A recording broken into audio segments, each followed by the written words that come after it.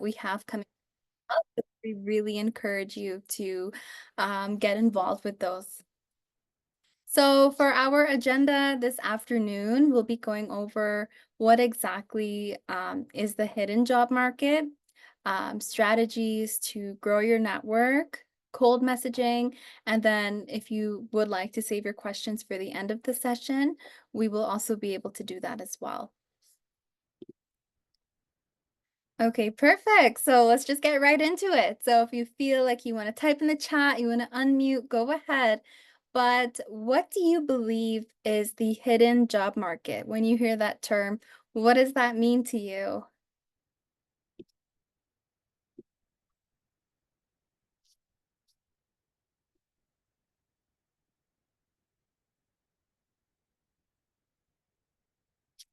So if you've heard this term before, the hidden job market, and if you don't know, that's okay too. And hopefully there's a few people who have heard this term. So internal hiring, maybe, yes. Job market that lands with referrals, the jobs that are available but not posted on public records.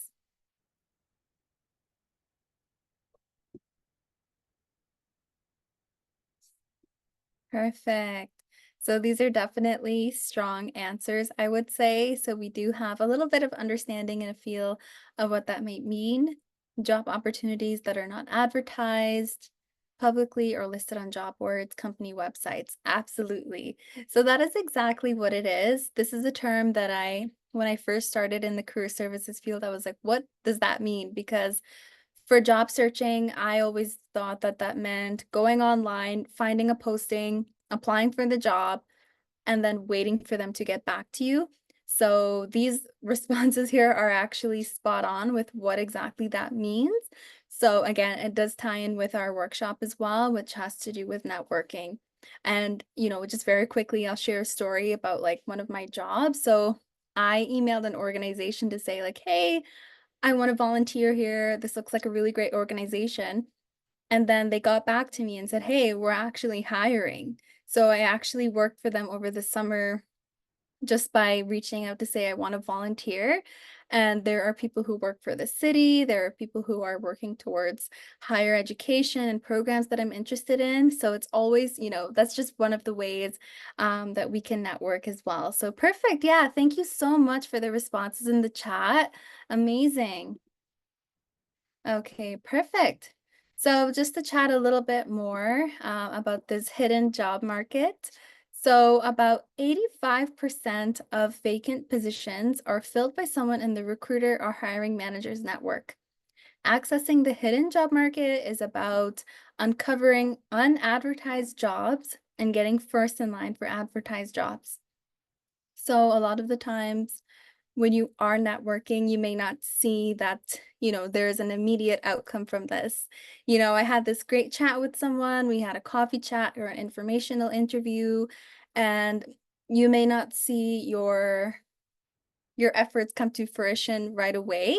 But when that company is hiring or when that person knows that there's an internal opportunity available, you will be the first person that comes to mind. So it is kind of about that long game. So, I read this post that says networking is something that comes in handy months or years in the future. And I felt that that was really true. So we'll definitely chat a little bit more about that as well. Um, Next is, so networking should be a core focus of your job search. So one question that I always ask my clients is, when last did you have a coffee chat with someone? When last did you connect with someone new who works in the industry? And usually I don't really get a lot of traction and response to those questions because, of course, everyone's main focus is, I need that source of income. I'm going to apply for these jobs. So I totally understand that. One thing that I always encourage is if you have a LinkedIn profile, say you have about 300 connections on there, even start with that. So go through your list of connections on LinkedIn. Where do they work? Check out their hiring, like their company page, go to the career section, because that's a connection that you already have built with someone. So it should be a little bit easier for you to be able to kind of go in um, and build out that connection a little bit further, pick their brain a little bit. A lot of the concern that I hear is that people get ghosted. Like they will sometimes have their invite accepted, but the message will not be responded back to. That happens to me every single day. I will constantly send invites and try to network and introduce myself, and it doesn't always result in what I'm hoping for. So the numbers are a little bit low there, but I find the people who are willing to help you are the ones who will really, really be there to support you, and that's what you want anyways. They will respond quickly. They will, if they know someone who's looking for a job that you would be a good fit for, they're more than happy and willing to put in a good word for you as well. Okay, perfect. So, does anyone have any stories of their own, or they've heard of a successful story that's come from networking or having a chat with someone? And this could be anyone. This could be your dentist. This could be someone at the grocery store. This could be a family member, a friend. Um, does anyone have any stories or anything they'd like to share? Feel free to unmute yourself as well if you don't want to type in the chat.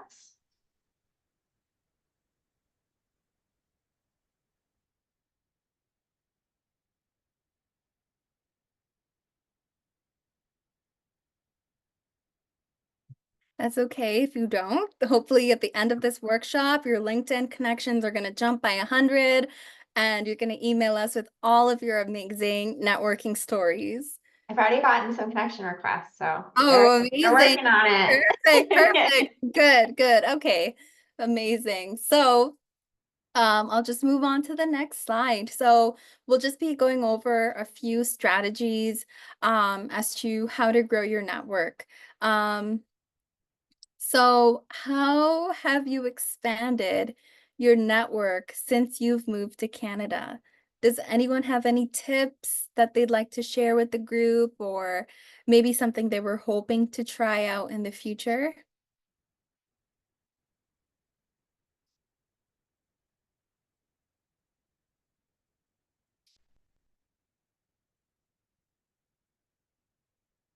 Meetup.com. I've heard about this actually. I haven't tried it myself, but I haven't heard anything negative about it. It seems like it's been really helpful for people. No idea. I appreciate the honesty. Thank you. LinkedIn has worked for me so far. Amazing. Yeah, I'm a huge advocate for LinkedIn. I mean, it's a free platform, so I always encourage people to spend some time on there. Job fairs, yeah, that's a really great one. I've had one coffee chat with someone I met on LinkedIn. Amazing. Perfect. That's exactly what we want to see. So that's really great.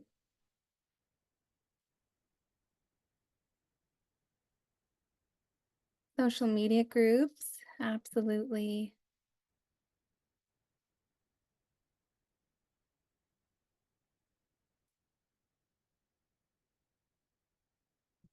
Perfect. So those are really great responses. Thank you for sharing.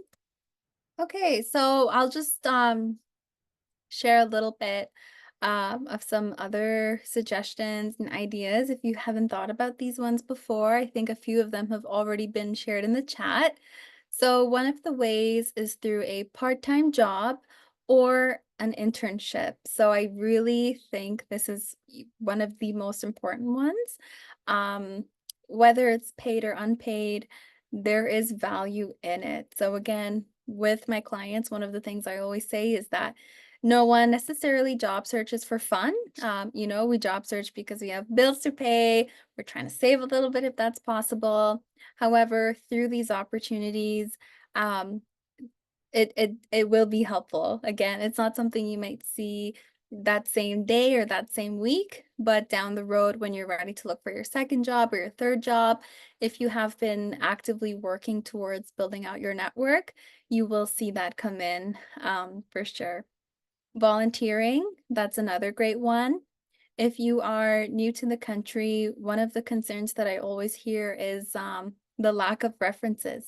So usually when you apply for a job, you get that phone call, they want to set up the interview, you fly by the second and third round interviews. The last thing that they're going to request from you are references. And it's I find that there's usually like a minimum of three. And that's kind of where there's always a little bit of a struggle and kind of like this last minute scramble, like, oh my gosh, I haven't spoken to this person in months. They don't even know that I'm job searching. They haven't seen my resume in a long time. I hope they get back to me fast enough for me to put their name forward. So when you volunteer, when you have these internships that you are hired for a period of time, those are people that you can use as references. So that does come in to be really helpful. LinkedIn groups, that's another really great one. So depending on your industry and your background, you can go on LinkedIn and you can type in, for example, you can type in data analyst. And instead of going to people or companies, you can go to groups. And then when you go to groups, you're going to see, depending on the keywords that you've typed into LinkedIn, there are going to be groups for you to be able to join. You can introduce yourself. I'm not sure if there's like a search, an additional search that you can do once you're a part of this group, but even if you want to network with those who are available or who are within your country or city, that's kind of another way to take that a step further. And then joining professional affiliation. So I believe that just means getting yourself registered and set up. Um, Again, it depends on your background and your profession as well, that you might be a part of a certain group that you can work alongst with. Perfect. So does anyone have any other ideas? Anything else that's coming to mind? Again, you can still feel free to type in the chat if anything comes to mind. Okay, perfect. I see someone said their career fairs and networking events. Amazing. Perfect. So a few other ideas if you haven't thought about these ones before. So getting involved in clubs and organizations on campus. So I think majority, if not everyone here, is enrolled in post-secondary. So a great way to really take advantage of that is um, to get involved with your school. And even once you graduate, I would recommend staying in contact, like if there's an alumni group or any volunteering that you can do. A lot of those times, the people who have graduated from there or any professors will know of employers and organizations that they can refer you to, and it will help them get to know you a little bit more as well to be able to make that referral with confidence. So, the more that your reference or your possible referral gets to know you, the more comfortable they'll be able to say, Keelan, she's amazing, she's organized, she does all of this great work, rather than, not having much of that conversation and that rapport. It will really help them um, be able to, I guess, properly vouch for you in the way that you deserve. Um, Next is participate in competitions. So if you have any hobbies, we definitely want to make sure that that's still being a part of your life. So if there are any groups, anything, I know during the summertime, cities often set up um, like a lot of I don't know what to call it exactly, but I always get these newsletters where it's like, oh, if you're into swimming, then you can join this. If you want to do yoga, there are free classes that your city offers basically. So if you have certain rec centers that are nearby, get out. If the weather is lovely, why not? And it might also be a good kind of break from the job search as well too. And then again, you're building out your network. So that's how I would look at it. The last one here, which I think is the most popular one I saw in the chat quite a bit. So attending networking events, workshops, job fairs. Seems like all of you in here are already doing that and you're already on track, which is perfect. And lastly, we have cold messaging. So contacting someone who doesn't know you or isn't expecting a message from you. So we talked about this very briefly where I said this actually happens to me all the time where people don't really open my message or they will accept my invite. And that's kind of as far as the relationship goes. It does happen, but like I said, the people who do make that effort to chat with you, to get to know you, reach out to their network, that's exactly what you want. And we want to make sure that we are not only reaching out when we need something, right? That's another one as well. We want to do those check ins. We want to say hello ever so often, see how they're doing as well. Okay, perfect. So we're going to talk about cold messaging a little bit further as well. So, how to exactly approach that. So if it's not something that is a part of your regular practice, we can talk about that. So first, what we want to do is set up a plan. So who exactly will you be contacting for these cold messages? Next is find their contact information. How will you be contacting them? Do you have their work email, their personal email? Will this be through LinkedIn? And then set a timeline. When will you do this by? So again, just another example.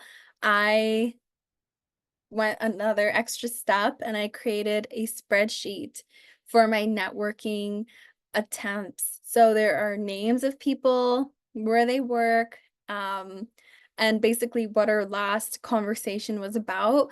Just because if you are messaging lots of people at once on LinkedIn, it's very easy to lose track of those messages. I know I'm very guilty of this. Like I'll open the message, I'll read it, I'll kind of respond back in my head, but never actually send the message to the person.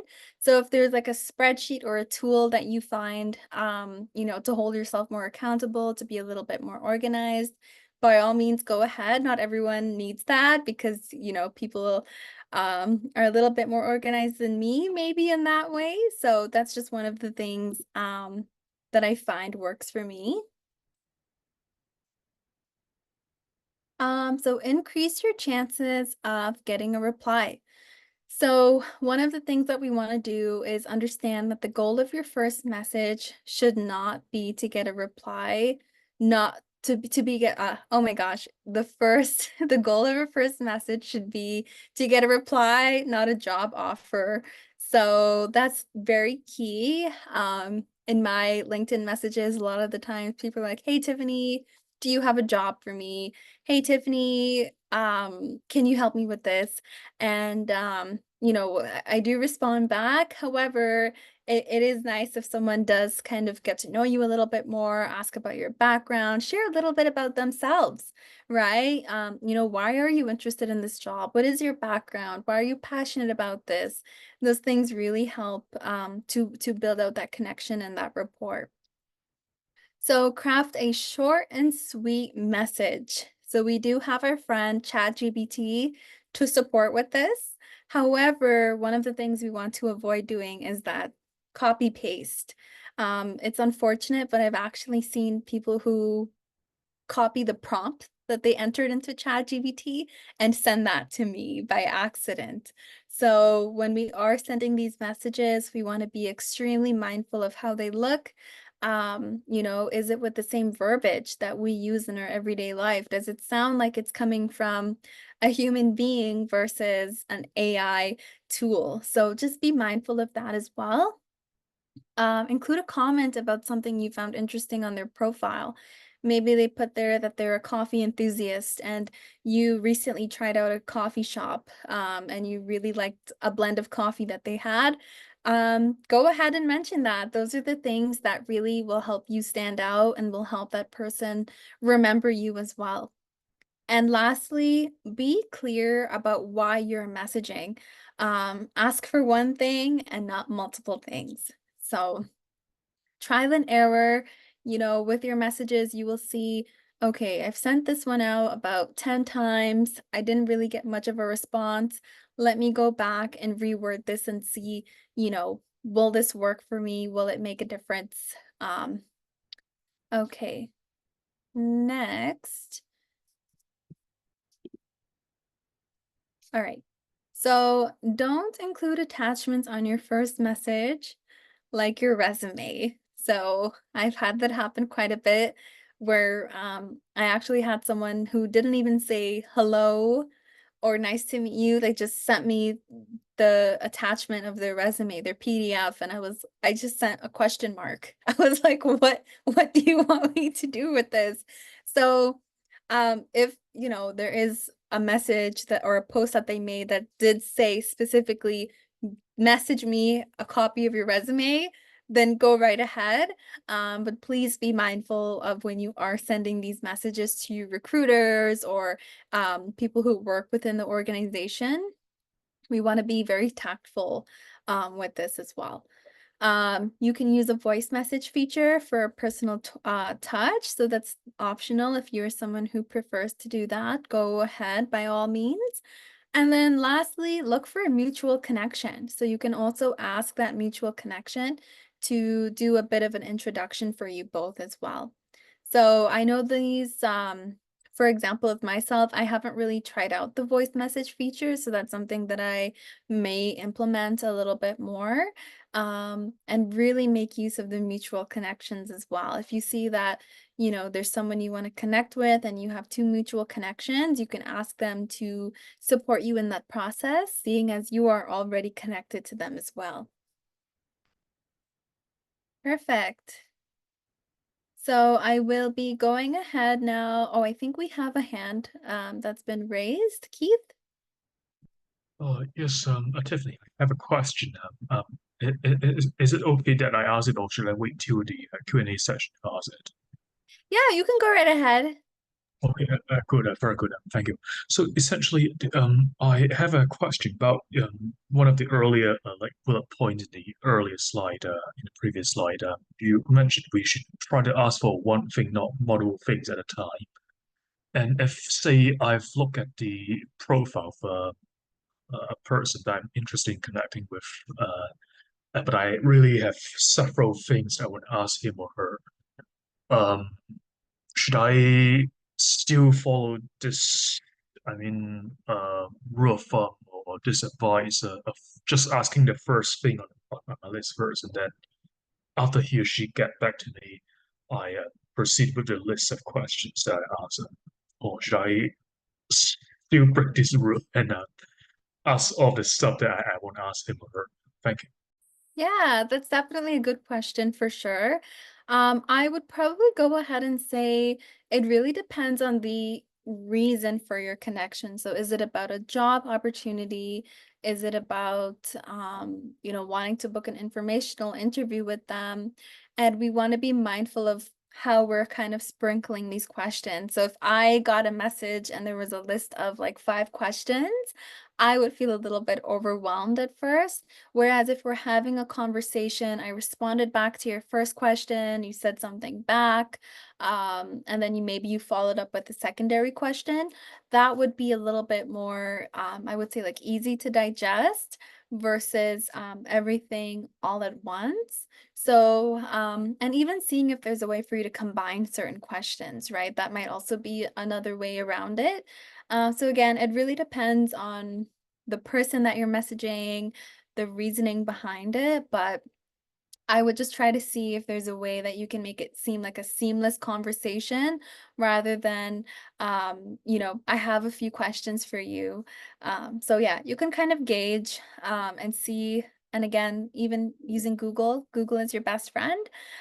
So if you want to get a few ideas of what types of questions, how should you word them, using AI as a tool as well, that's also going to be really beneficial. Yeah, great question, Keith.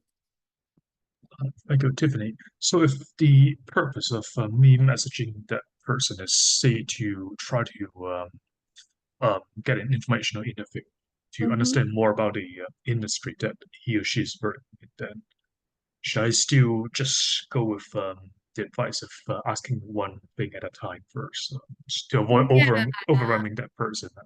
Exactly, exactly. And if you are hoping to have an informational interview with them, you want to make sure that there's something left for you to chat about when you are both in that meeting as well, right? So we can save a few of those questions for when you're actually in that meeting with them as well. Got it. Thank you, Tiffany. Perfect. So I will just pass it along now to my colleague, who will be taking it over from here.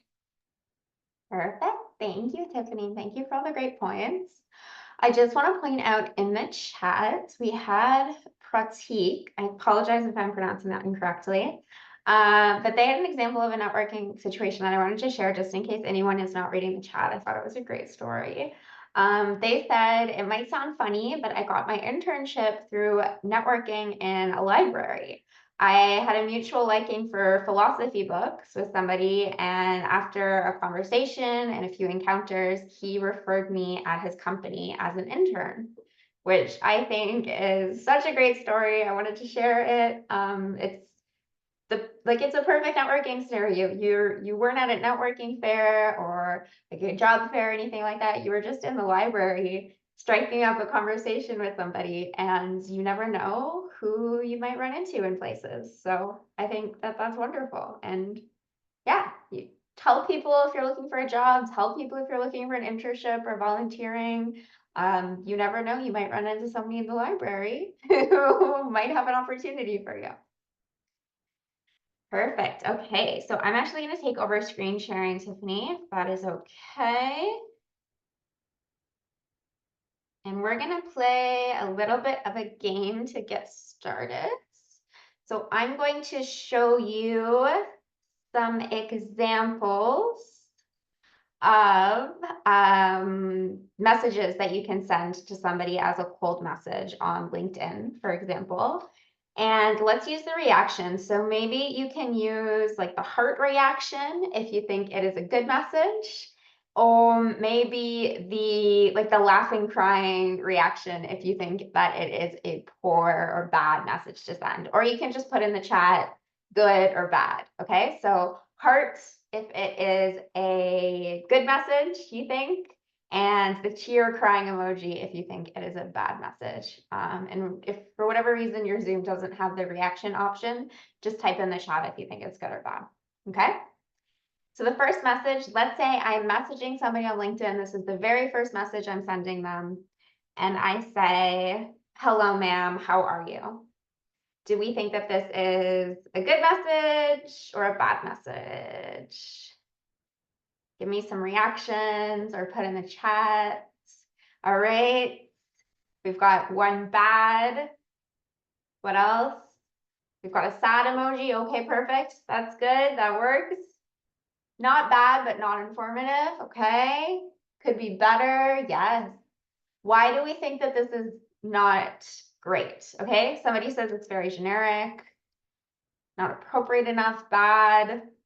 I agree. I don't think it's necessarily like a bad message. I just think I agree with what people are saying. It's mediocre. Yes, it's generic. It could be better. Yeah, you're not making any formal connection with them. It's just a very generic message.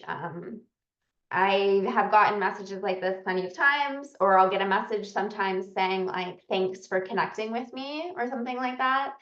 And again, it's not a bad message. It's polite, it's friendly. But sometimes the conversation just doesn't go anywhere. Like if I get a message that says, hello, ma'am, how are you? I'll respond and say, hi, I'm doing great. Thank you. How are you? And they reply, I'm doing good. And then the conversation is over. And I didn't make a meaningful networking connection with this person. They didn't it just didn't really go anywhere. So again, not a bad question. It just doesn't really lead to anything. All right. How about this one? Hi, Kumar. I saw you joined Google a year ago. Have you enjoyed the work environment in the IT department since starting with the company?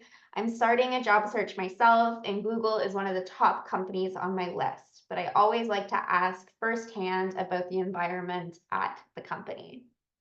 What do we think about this one?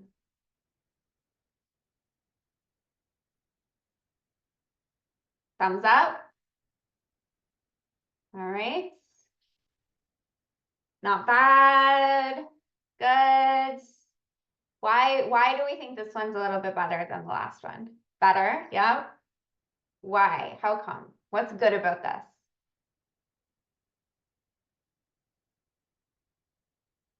States the topic. Yes. Shows that you've done some research about him. Absolutely. So it shows you've written this message specifically for Kumar. You took the time to look at their profile. You saw that they've been working at Google for a year in IT. It's clear that you wrote this message specifically for them. Like, this isn't just a copy and paste message that you're sending to everybody. You took the time to look into them. You're writing it specifically for them, which makes it much more likely to get a response. Like, personally on LinkedIn, if somebody sends me a message and says, "Hey, Keelan, I see you've been working at Devant for 3 years. Can you tell me a little bit about what it's like to work there?" I'm definitely going to reply because I know that they took the time to look at my profile, right? Like, they specifically are asking questions about my career. Trina says, I think they could have introduced themselves first. Yes, yeah, they could have said, "Hi, Kumar, my name's Keelan. I'm a recent IT grad who's starting the job search," something like that, just so they know a little bit about you. Absolutely. But yeah, the purpose of the conversation is good. This is going to keep the conversation going. They know exactly why you're reaching out to them. Yeah, I agree. I think that this is a good message. All right. How about this one? Hi, Gloria. I'm currently looking for a job with your organization. Kindly look at my attached resume and tell me what I should improve. Thank you. What about this one? What do we think? Too direct? Okay. We've got a shocked face reaction. What else? Why don't we like this one?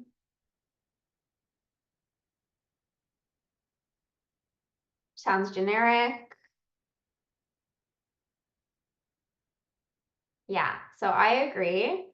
I don't like this message, and it goes, yes, it's a cold message that is almost asking for a job. I agree. So you're asking Gloria essentially for free work. You're asking her to take time out of her day to either review your resume, or you're kind of implying that you want a job and you're sending her resume so she can hire you.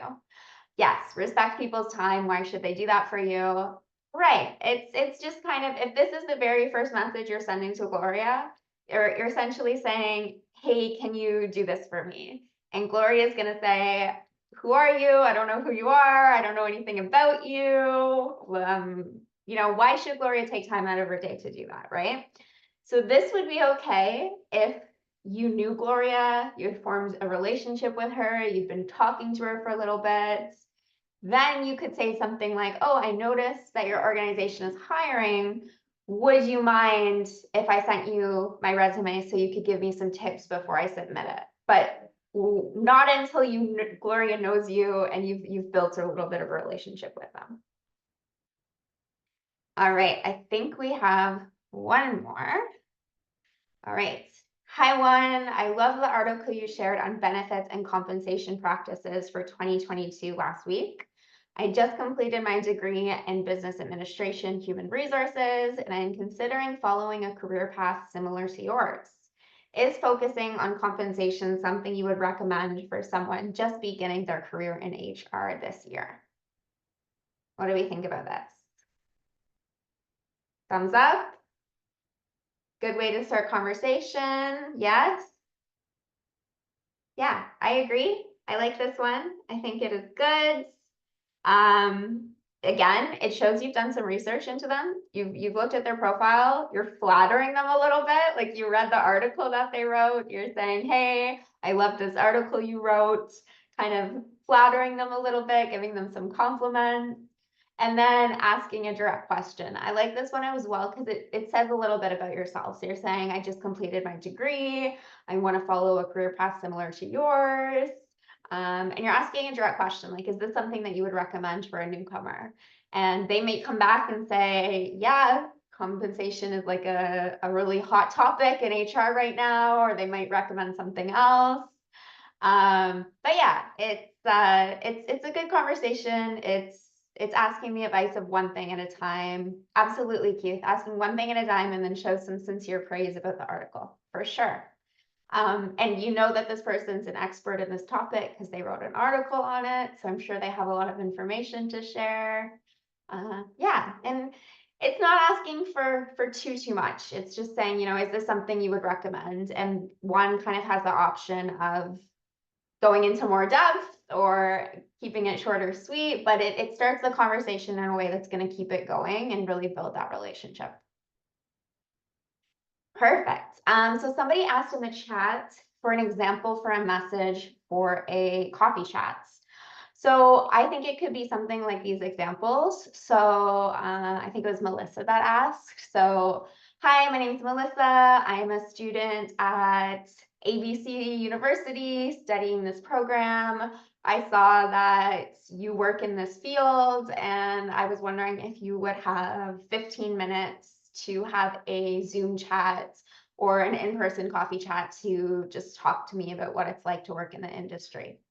Something like that. So basically, short and sweet, introducing yourself, why you're reaching out to them, a little bit that shows that you've done like some research, you've looked at their page, you know, I saw that you work at this company or you work in this industry, and would you have 15, 20 minutes to talk to me about what it's like to work in the fields?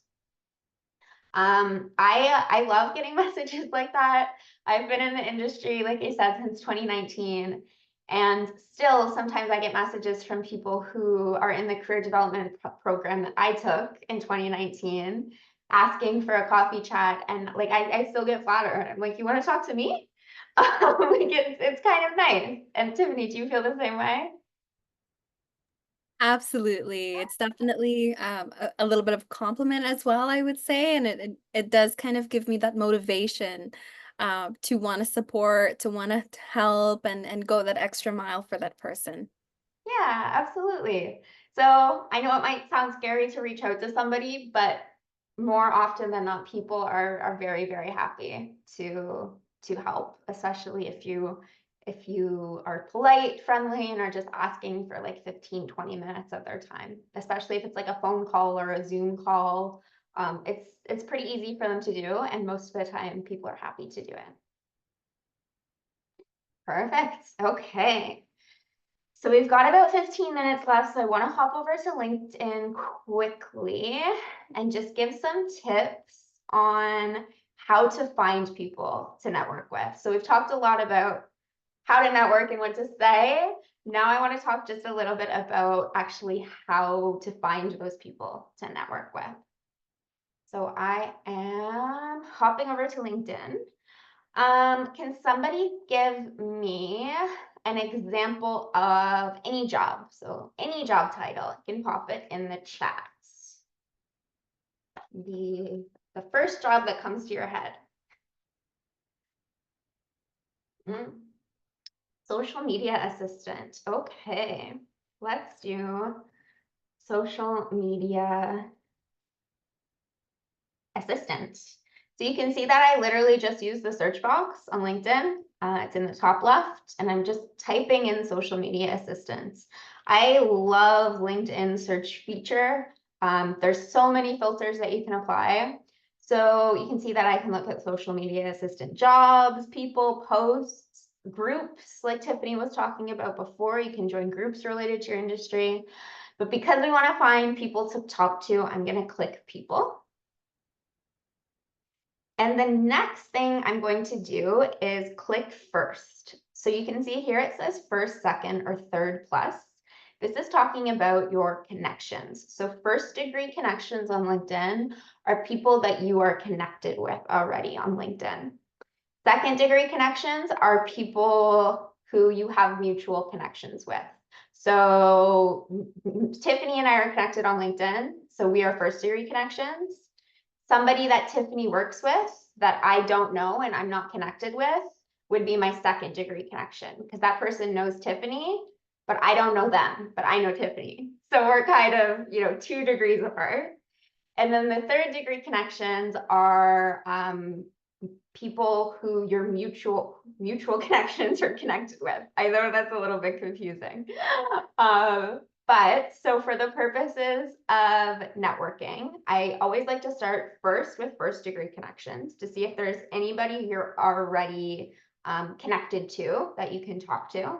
So as soon as I clicked first, you can see that the first person comes up is Fatima. She's a senior social strategist. She lives in Belleville, which is actually pretty close to where I'm living. So if I wanted to talk to somebody about what it's like to work in the social media field, I'm already connected with Fatima. I can go right ahead and send her a message. If I don't have too many first degree connections that are in that field, I can then add in second degree connections. And then you can see I get people like Kathleen, who I'm not connected with, but we have mutual connections together. So it looks like I have 3 mutual connections. So let's say I know Kayla particularly well. I could reach out to Kayla and say, hey, Kayla, I noticed that you're connected with Kathleen. She works in advertising and marketing, and that's something that I'm really interested in getting into. Would you mind facilitating a connection for us? Or if you're feeling brave, you could even just go ahead and connect directly with Kathleen and say, hey, Kathleen, I saw that you also know Kayla. I am hoping to get into the social media field, and I'm wondering if you have some time to answer some questions for me about what it's like to work in the industry.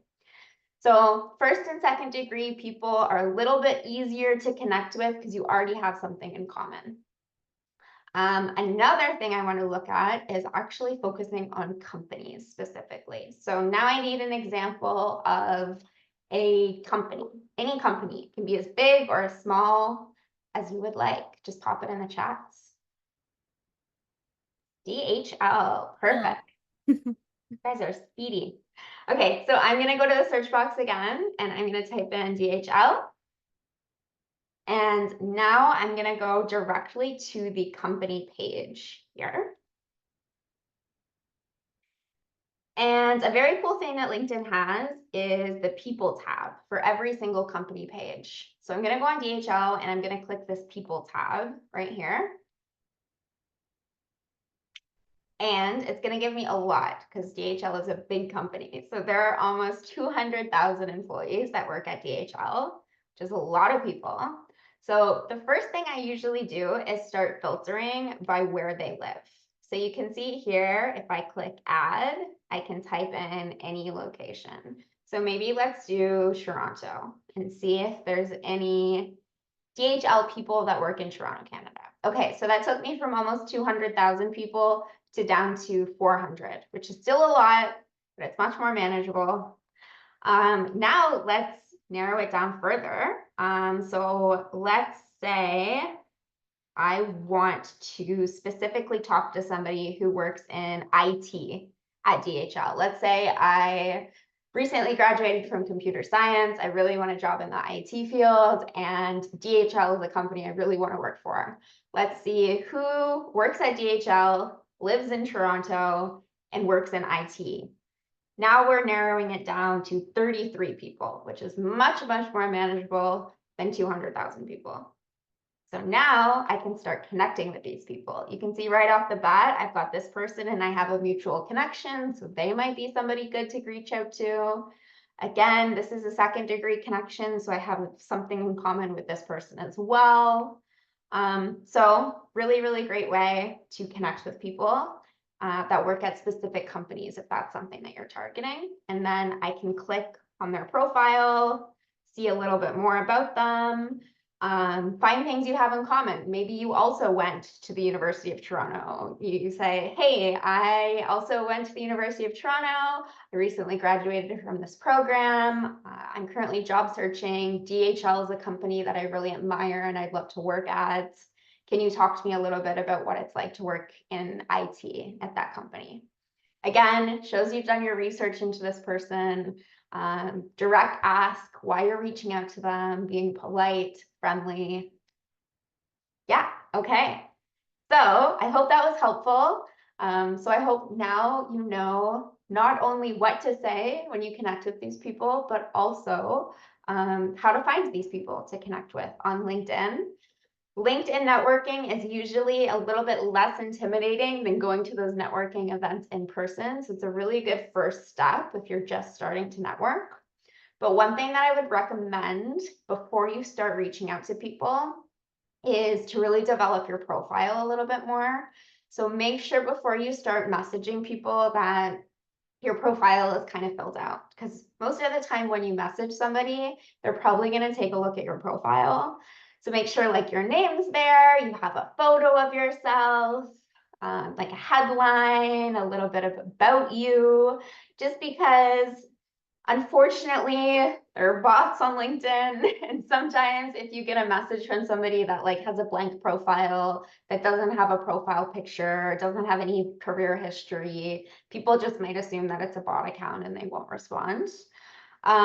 So we do actually have a LinkedIn course on the linked or on your Devant portal. So when you go into your Devant portal, if you go under courses, there's a whole LinkedIn mini course all about building a good LinkedIn profile. So that is something I would recommend doing if you haven't already before you start reaching out to people.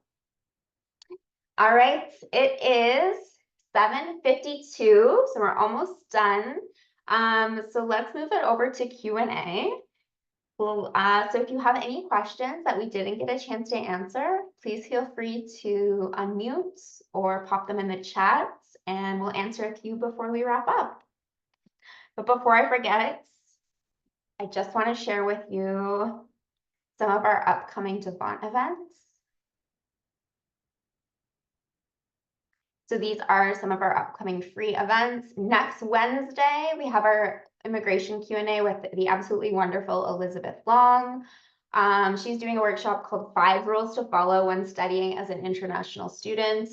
I always recommend this event. Elizabeth is fantastic. Immigration lawyers are expensive, and you get basically 1 hour of free legal counsel. So I always recommend going to this. On September 4th, we have Connect with Canadian Recruiters live Q&A, which I think will be really, really great. You can ask questions directly to people who are responsible for hiring. September 11th is our Finding a Job in Canada workshop, and September 18th is our live career coach Q&A. It was previously called our Career Cafe. That's something that you're familiar with. So you basically get 1 hour to network with each other, but also ask questions to our career coaches. And if you would like some more one-on-one support, Devant does offer a variety of one-on-one options for an extra fee. So you can go to devant.ca/services. You can book with Tiffany or me or any of our other wonderful career coaches at Devant. So we offer one-on-one career coaching, or you can book 1 hour of a career coach's of your choice's time to ask whatever you want about the job search. You can do a LinkedIn audit. So if you've recently revamped your LinkedIn profile, or if you want to, but you don't know where to start, we can help you with that as well. And then we also do resume and cover letter writing. We can either help you write one from scratch, or we can review ones that you have already developed. All right. So do we have any questions before we wrap up for the evening?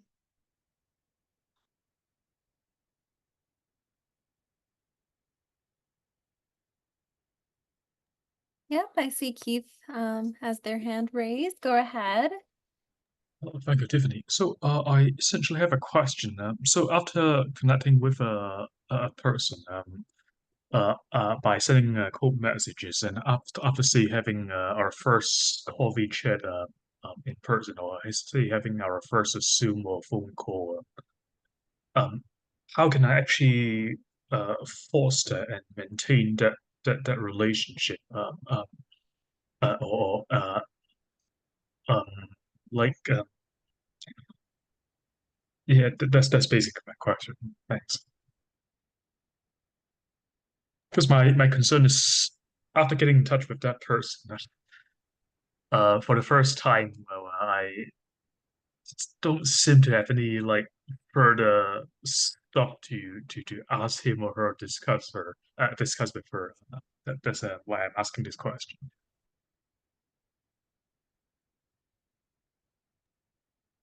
So just to ensure, basically your question was regarding after you have made that initial connection, what else could you possibly discuss with this person? We have a very similar question in the chat. Yeah. How can we follow up after that first initial question, which I think is understandable.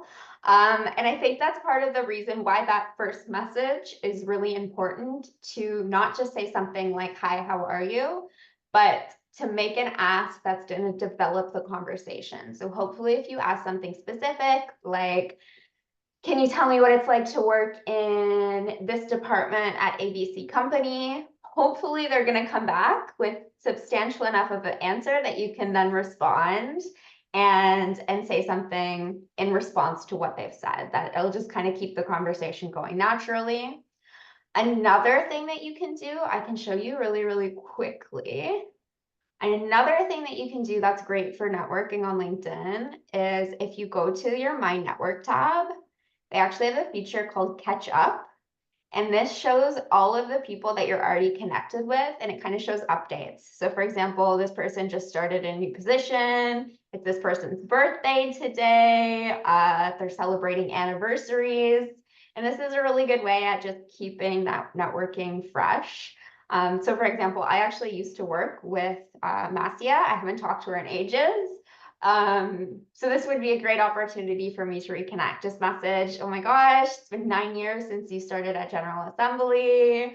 I miss working together. How have you been recently? So this is a great feature to kind of keep it going, but also even just if the conversation dies off and you want to keep it going, wait a couple weeks, come back.